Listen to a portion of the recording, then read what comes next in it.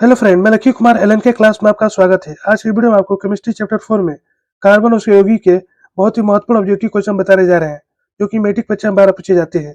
तो दोस्तों, एक भी क्वेश्चन का स्किप नहीं करना है, वीडियो को शुरू से नहीं देखना है। वीडियो को लाइक सब्सक्राइब जरूर करें और बेल आइकन दबाना ना भूलें। तो चलिए स्टार्ट करते हैं आज का पहला क्वेश्चन। क्वेश्चन निम्नलिखित में से कौन अक्रिय तत्व है? ये भी काफी महत्वपूर्ण क्वेश्चन है। यहाँ बता निम्नलिखित में से कौन अक्रिय तत्व है? ऑप्शन हीलियम, बी हाइड्रोजन, सी सोना, डी कार्बन। तो निम्नलिखित में से कौन अक्रिय तत्व है? तो हीलियम जो है अक्रिय तत्व है। यहाँ पर राइट ऑप्शन है। इसे याद रखना होगा। इसका परमाणु क्रमांक कितना होता है? तो 2 होता है। इसका संकेत क्या है? तो He, हीलियम। इसे याद रखना होगा। चलिए अगला क्वेश्चन देखते हैं। क्वेश्चन 2, बायोगैस का प्रमुख घटक कौन सा है? भी काफी महत्वपूर्ण क्वेश्चन है। यहाँ बताना बायोगैस का प्रमुख घटक कौन सा है? ऑप्शन है कार्बन डाइऑक्साइड, बी हाइड्रोजन, सी मीथेन, डी क्लोरीन। तो बायोगैस का प्रमुख घटक कौन सा है? तो मीथेन है। यहाँ पर राइट ऑप्शन सी। इसे याद रखना होगा। चलिए अगला क्वेश्चन देखते हैं। क्वेश्चन 3, कोयला किस प्रकार के ईंधन है? भी काफी महत्वपूर्ण क्वेश्चन है। यहाँ बताना आपको कोयला किस प्रकार के ईंधन है? ऑप्शन नौकरीय, बी नौकरीय, सी प्राकृतिक स्रोत, इनमें से कोई नहीं। तो कोयला किस प्रकार का ईंधन है? तो कोयला एक अनौकरीय ईंधन है। यहाँ पर राइट ऑप्शन बी। इसे याद रखना होगा। अनौकरीय ईंधन किसे कहते हैं? जिसका भंडार सीमित हो, वो आने वाले समय में समाप्त हो सकता है, फिर दोबारा उसका निर्माण नहीं हो सकता है, उसे हम अनौकरीय ईंधन कहते हैं। जैसे में कोयला हो गया, पेट्रोलियम हो गया। इसे याद रखना होगा। चलिए अगला क्वेश्चन देखते हैं। क्वेश्चन नंबर 4, निम्नलिखित में से कौन हाइड्रोकार्बन है? भी काफी महत्वपूर्ण क्वेश्चन है। यहाँ बताना आपको निम्नलिखित से कौन हाइड्रोकार्बन है? ऑप्शन है CO2, PCH4, CN2O, DO2। तो निम्नलिखित में से कौन हाइड्रोकार्बन है? तो CH4 है। यहाँ पर राइट ऑप्शन बी। इसे हम मीथेन कहते हैं। इसे याद रखना होगा। जो कार्बन और हाइड्रोजन से मिलकर बनता है, उसे हम हाइड्रोकार्बन कहते हैं। इसे याद रखना होगा। चलिए अगला क्वेश्चन देखते हैं। क्वेश्चन 5, प्राकृतिक रबर किसका बहुलक है? भी काफी महत्वपूर्ण क्वेश्चन है। यहाँ बताना प्राकृतिक रबर किसका बहुलक है?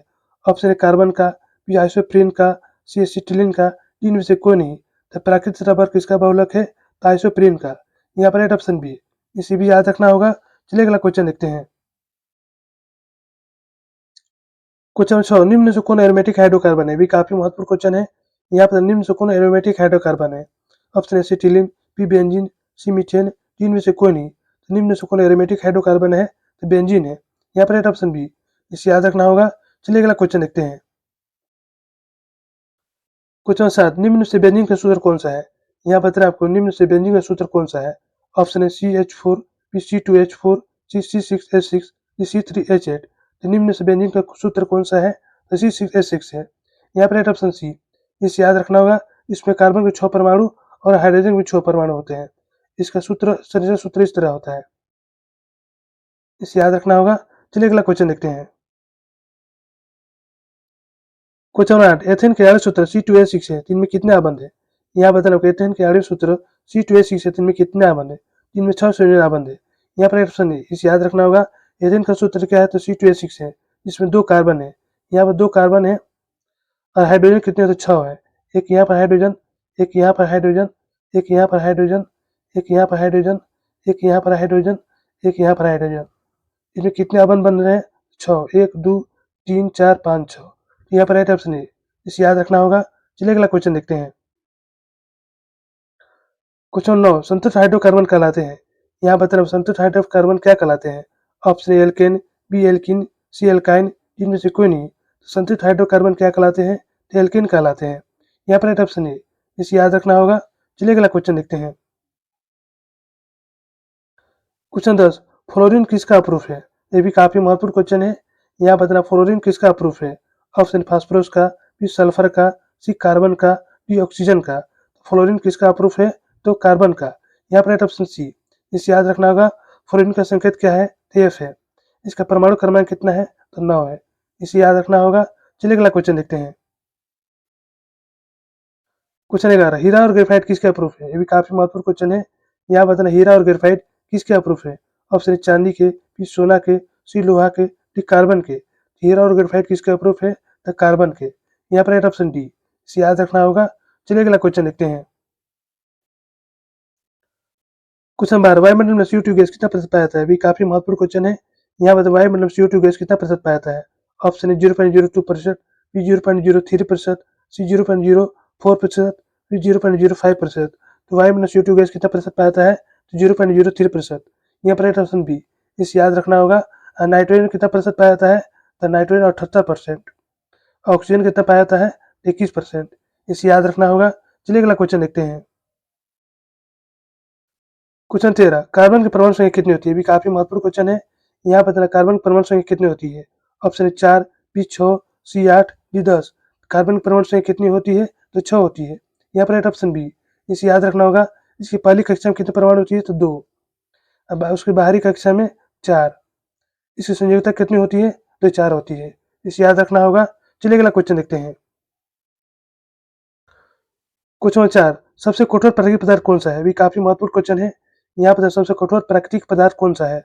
ऑप्शन है लोहा, बी हीरा, सी सोना, डी पीतल। सबसे कठोर प्राकृतिक पदार्थ कौन सा है, तो हीरा है। यहाँ पर option B.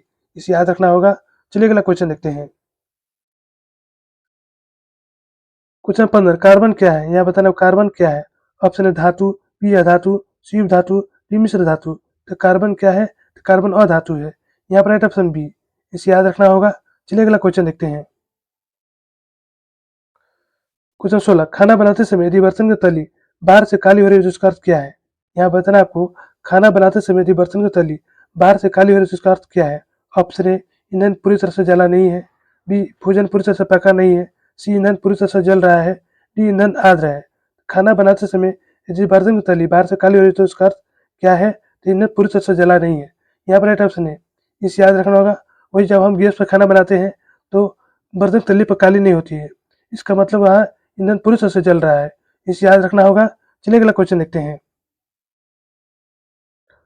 Question 17, calcium carbide जल के साथ अपक्रिया करके क्या प्राप्त करता है। यहाँ बताना आपको कैल्शियम कार्बाइड जल के साथ अपक्रिया करके क्या प्राप्त करता है। Option A ethane, B alkane, C ethyne, D ethene. Calcium carbide जल के साथ अपक्रिया करके क्या प्राप्त करता है, एथाइन प्राप्त करता है। यहाँ पर राइट ऑप्शन सी। इसे याद रखना होगा। चलिए अगला क्वेश्चन देखते हैं। क्वेश्चन 18, मीथेन के दहन से प्राप्त होता है। यहाँ बताना मीथेन के दहन से क्या प्राप्त होता है। ऑप्शन है CO2, PSO2, CNO2, इनमें से कोई नहीं। ये मीथेन के दहन से क्या प्राप्त होता है, CO2 यानी कार्बन डाइऑक्साइड। यहाँ पर राइट ऑप्शन है। इसे याद रखना होगा। चलिए अगला क्वेश्चन देखते हैं। क्वेश्चन 19, प्रथम कार्बनिक यौगिक यूरिया का संश्लेषण किसने किया था। यहाँ बताना प्रथम कार्बनिक यौगिक यूरिया का संश्लेषण किसने किया था। ऑप्शन है बोहलर ने, बी बार्जिलियस ने, सी कोल्बे ने, इनमें से कोई नहीं। तो प्रथम कार्बनिक यूरिया का संश्लेषण किसने किया था, तो बोहलर ने। यहाँ पर राइट ऑप्शन है। इसे याद रखना होगा। चलिए अगला क्वेश्चन देखते हैं। क्वेश्चन 20, जीवन शक्ति सिद्धांत का प्रतिपादन किसने किया था। यहाँ बताना आपको जीवन शक्ति सिद्धांत का प्रतिपादन किसने किया था। ऑप्शन है बोहलर ने, डी बार्जिलियस ने, सी कोल्बे ने, इनमें से कोई नहीं। जीवन शक्ति का सिद्धांत का प्रतिपादन किसने किया था, तो बार्जिलियस ने। यहाँ पर राइट ऑप्शन बी। इसे भी याद रखना होगा। चलिए अगला क्वेश्चन देखते हैं। क्वेश्चन 21, कार्बनिक यौगिक में कार्बन की कितनी संयोजकता होती है। यहाँ बताना कार्बनिक यौगिक में कार्बन की कितनी संयोजकता होती है। ऑप्शन 2, बी 3, सी 4, डी 5। कार्बनिक यौगिक में कार्बन की कितनी संयोजकता होती है, तो 4 होती है। यहाँ पर राइट ऑप्शन सी। इसे याद रखना होगा। कार्बन का परमाणु क्रमांक कितना होता है, तो 6 होता है। इसकी प्रथम कक्षा में कितनी होती है, 2 परमाणु होते हैं। बाहरी कक्षा में कितने होते हैं, 4 होते हैं। तो बाहरी कक्षा में जितने परमाणु होते हैं वही उसकी संयोजकता होती है, इसलिए राइट ऑप्शन सी। इसे याद रखना होगा। चलिए अगला क्वेश्चन देखते हैं। क्वेश्चन 22, हाइड्रोजन के 2 परमाणु के बीच कितने आबंध होते हैं। यहाँ बताना हाइड्रोजन के 2 परमाणु के बीच कितने आबंध होते हैं। ऑप्शन 1, पी 2, सी 3, डी 4। हाइड्रोजन के 2 परमाणु के बीच कितने आबंध होते हैं, 1 होते हैं। यहाँ पर राइट ऑप्शन है। इसे याद रखना होगा। हाइड्रोजन का परमाणु क्रमांक कितना होता है, 1 होता है। इसको अपना अष्टक पूरा करने के लिए 1 इलेक्ट्रॉन की आवश्यकता होती है, इसलिए 2 हाइड्रोजन परमाणु मिलकर अपने में साझा करके अपना अष्टक पूरा करके सिंगल बॉन्ड बनाते हैं। इसे याद रखना होगा। चलिए अगला क्वेश्चन देखते हैं। क्वेश्चन 23, ऑक्सीजन के 2 परमाणु के बीच कितने बंध होते हैं। यहाँ बताना होगा ऑक्सीजन के 2 परमाणु के बीच कितने बंध होते हैं। ऑप्शन 1, पी 2, सी 3, डी 4। तो ऑक्सीजन के 2 परमाणु के बीच कितने बंध होते हैं, तो 2 होते हैं। यहाँ पर राइट ऑप्शन बी। इसे याद रखना होगा। ऑक्सीजन परमाणु क्रमांक कितना होता है, 8 होता है। इसकी पहली कक्षा में 2 और दूसरी कक्षा में 6 इलेक्ट्रॉन होते हैं। पहली कक्षा में 2 और दूसरी कक्षा में 6, 1, 2, 3, 4, 5, 6। इसको अपना अष्टक पूरा करने के लिए 2 इलेक्ट्रॉन की आवश्यकता होती है, इसलिए 2 कार्बन परमाणु मिलकर अपना डबल बॉन्ड बनाते हैं। इसे याद रखना होगा। चलिए अगला क्वेश्चन देखते हैं। क्वेश्चन नंबर 24 नाइट्रोजन के दो परमाणु के बीच कितने आबंध पाए जाते हैं। यहाँ बताना नाइट्रोजन के दो परमाणु के बीच कितने आबंध पाए जाते हैं। Option 1 P2 C3 D4। तो नाइट्रोजन के दो परमाणु के बीच कितने आबंध पाए जाते हैं, तो 3 पाए जाते हैं। यहाँ पर राइट ऑप्शन सी। इसे याद रखना होगा। नाइट्रोजन का परमाणु क्रमांक कितना होता है, तो 7 होता है। इसकी पहली कक्षा में 2 और दूसरी कक्षा में 5 होते हैं। इसलिए इसे अपना अष्टक पूरा करने के लिए 3 इलेक्ट्रॉन की आवश्यकता होती है। इसलिए दो नाइट्रोजन परमाणु आपस में 3-3 इलेक्ट्रॉन साझा कर ट्रिपल बॉन्ड बनाते हैं। इसे याद रखना होगा। चलिए अगला क्वेश्चन देखते हैं।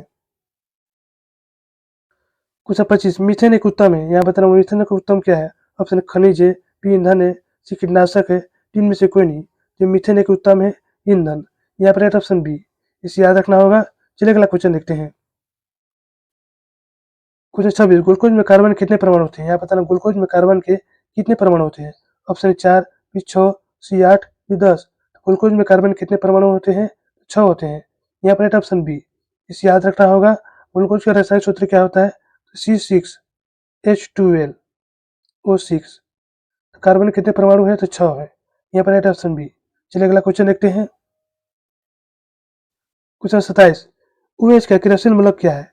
यहाँ बताना OH का क्रियाशील मूलक क्या है। ऑप्शन एल्डिहाइड, बी अल्कोहल, सी कीटोन, डी मीथेन। तो OH का क्रियाशील मूलक क्या है, तो अल्कोहल है। यहाँ पर राइट ऑप्शन बी। इसे याद रखना होगा। चलिए अगला क्वेश्चन देखते हैं। क्वेश्चन 28 CHO का क्रियाशील मूलक क्या है।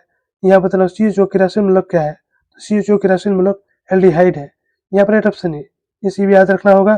चलिए अगला क्वेश्चन देखते हैं। क्वेश्चन 29 COOH का क्रियाशील मूलक क्या है। यहाँ बताना COOH का क्रियाशील मूलक क्या है। COOH का क्रियाशील मूलक कार्बोक्सिलिक अम्ल है। यहाँ पर राइट ऑप्शन डी। इसे याद रखना होगा। चलिए अगला क्वेश्चन देखते हैं। क्वेश्चन 30 अपमार्जक बनाने के लिए किसका प्रयोग किया जाता है। यहाँ बताना अपमार्जक बनाने के लिए किसका प्रयोग किया जाता है। ऑप्शन पोटास का, बी ईथर का, सी अल्कोहल का, डी गंधक का।